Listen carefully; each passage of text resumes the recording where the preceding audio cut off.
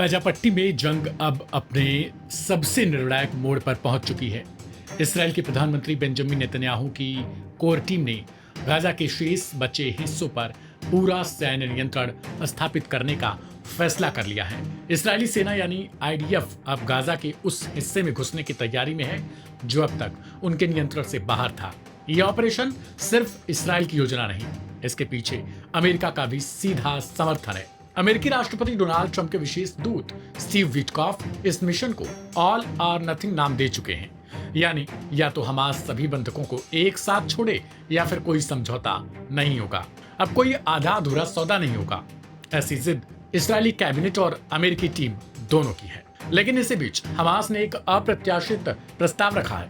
Hamas ने संकेत दे दिया है कि वो करीब 10 जिंदा बंधकों और लगभग 18 शवों को रिहा करने को तैयार है, बशर्ते इसराइल एक अस्थायी युद्ध विराम और गाजा से पूरी तरह पीछे हटने की शर्त मान ले। इस प्रस्ताव में हमास की तरफ से भविष्य में गाजा की राजनीतिक संरचना पर बातचीत का रास्ता भी शामिल है, लेकिन नेतन्याहू की सरकार का रुख एकदम सख्त है। उनका कहना है कि अब टुकड़ों टुकड़ों में समझौते नहीं होंगे। विशेषज्ञों का मानना है कि अगर यह ऑपरेशन सफल रहा तो इस लंबे युद्ध का आखिरी अध्याय यह साबित हो सकता है। लेकिन अगर इसमें जरा सी भी चूक हुई तो बंधकों की जान, हजारों नागरिकों की सुरक्षा और इसराइल की अंतर्राष्ट्रीय साख तीनों खतरे में पड़ सकती है। हमास समर्थकों का मानना है कि इस पूरे कार्य में कहीं न कहीं अमेरिका सबसे बड़ा खिलाड़ी है। अमेरिका खुद नहीं चाहता कि गाजा में शांति हो। लाशों का ढेर बिछाने में न सिर्फ इसराइल का हाथ है, बल्कि इसके पीछे पूरी तरीके से अमेरिका भी दोषी है। Aim right, achieve big. At KR Mangalam University, we provide you the platform to turn your dreams into reality. At KR Mangalam University. कई पूर्व सैन्य अधिकारी और खुफिया प्रमुख इस योजना को आत्मघाती बता रहे हैं।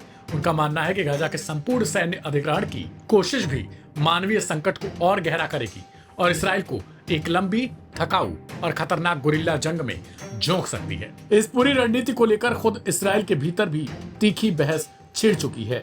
शनिवार रात हजारों इसराइली सड़कों पर उतर आए। यह भीड़ हाल के महीनों में हुए साप्ताहिक विरोध प्रदर्शन में शामिल होने वाली सबसे बड़ी भीड़ों में से एक थी, जो भावनात्मक रूप से झकझोर देने वाली बंधकों की फुटेज देखकर व्यथित थी।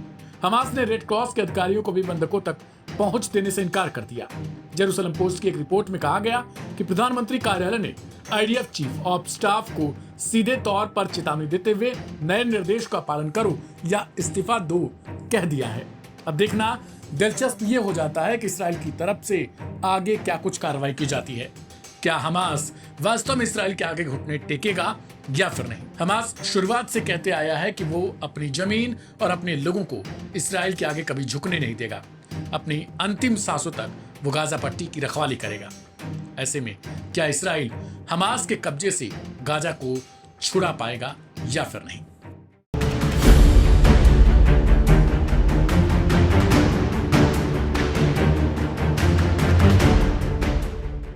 अमेरिकी राष्ट्रपति डोनाल्ड ट्रंप जहां दुनिया भर के देशों पर अपना टैरिफ थोप रहे हैं, तो वहीं दूसरी ओर चीन अमेरिका के गले की फांस बना हुआ है, क्योंकि चीन अमेरिकी दबाव के आगे झुकने को तैयार नहीं है।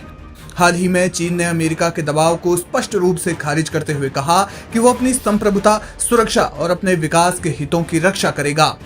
दरअसल विश्व की दो सबसे बड़ी अर्थव्यवस्थाएं यानी कि अमेरिका और चीन के बीच स्टॉकहोम में हाल ही में संपन्न हुई 2 दिवसीय व्यापार वार्ता में तनावपूर्ण स्थिति देखने को मिली।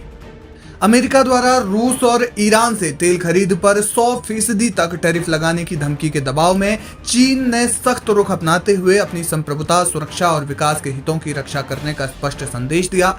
चीनी विदेश मंत्रालय ने अपने बयान में कहा कि चीन हमेशा अपनी ऊर्जा आपूर्ति को अपने राष्ट्रीय हितों के अनुरूप सुनिश्चित करेगा। जबरदस्ती और दबाव से कुछ हासिल नहीं होगा। ये वार्ता 28 और 29 जुलाई 2025 को स्वीडन की राजधानी स्टॉकहोम में हुई, जहां अमेरिकी ट्रेजरी सचिव स्कॉट बेसेंट और चीनी उप प्रधानमंत्री हे लीफेंग ने अपने अपने प्रतिनिधिमंडलों का नेतृत्व किया। वार्ता का मुख्य उद्देश्य दोनों देशों के बीच चल रहे व्यापार युद्ध को कम करने और 12 अगस्त को समाप्त होने वाली 90 दिवसीय टैरिफ ट्रूस को विस्तार देना था। हालांकि रूस और ईरान से तेल आयात के मुद्दे पर दोनों पक्षों के बीच गहरे मतभेद उभर कर सामने आए। अमेरिका ने चीन से मांग की थी कि वो रूस और ईरान से तेल खरीद बंद करे, क्योंकि ये दोनों देश अमेरिकी प्रतिबंधों के दायरे में हैं। अमेरिकी राष्ट्रपति डोनाल्ड ट्रंप ने हाल ही में रूस को यूक्रेन युद्ध समाप्त करने के लिए 10 से 12 दिनों की समय सीमा दी थी। अन्यथा रूसी तेल खरीदने वाले देशों पर 100% तक टैरिफ लगाने की चेतावनी दी थी।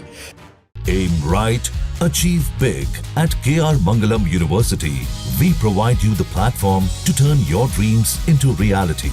At KR Mangalam University. इसके अलावा अमेरिकी सीनेटर लिंडसे ग्राहम द्वारा प्रस्तावित एक विधेयक जिसमें रूस के तेल, यूरेनियम और अन्य ऊर्जा संसाधनों की खरीद पर 500% तक टैरिफ लगाने की बात कही गई है, उसने इस तनाव को और ज्यादा बढ़ा दिया है। चीनी विदेश मंत्रालय के प्रवक्ता गो जियाकुन ने स्टॉकहोम वार्ता के बाद एक प्रेस ब्रीफिंग में कहा, टैरिफ वॉर में कोई विजेता नहीं होता, दबाव और जबरदस्ती से कोई समाधान नहीं निकल सकता। चीन अपनी संप्रभुता, सुरक्षा और विकास के हितों की दृढ़ता से रक्षा करेगा। उन्होंने ये भी स्पष्ट किया कि चीन अपनी ऊर्जा नीतियों को अपने आंतरिक हितों के आधार पर तय करेगा, न कि बाहरी दबाव के आधार पर। चीन की प्रतिक्रिया उस समय आई है जब दोनों देश व्यापारिक संबंधों को स्थिर करने के लिए सकारात्मक संकेत दे रहे थे। पिछले कुछ महीनों में जिनेवा और लंदन में हुई वार्ताओं के बाद दोनों पक्षों ने ट्रिपल डिजिट टैरिफ और कठोर व्यापार प्रतिबंधों को कम करने की दिशा में कदम उठाए। हालांकि रूसी तेल के मुद्दे पर चीन का दृढ़ रुख इस बात का संकेत है कि वो अपनी ऊर्जा नीतियों और रूस के साथ रणनीतिक साझेदारी को लेकर कोई समझौता नहीं करेगा और न ही समझौता करने के मूड में है। रूस और ईरान के तेल का सबसे बड़ा खरीदार है चीन।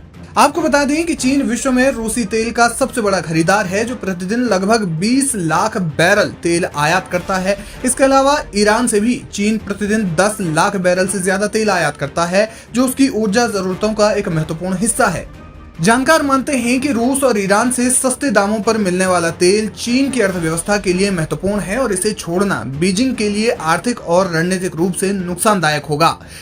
कुल मिलाकर चीन ने अमेरिका को स्पष्ट रूप से कह दिया है कि वो रूस और ईरान से तेल खरीदना जारी रखेगा और अमेरिकी दबाव में नहीं झुकेगा।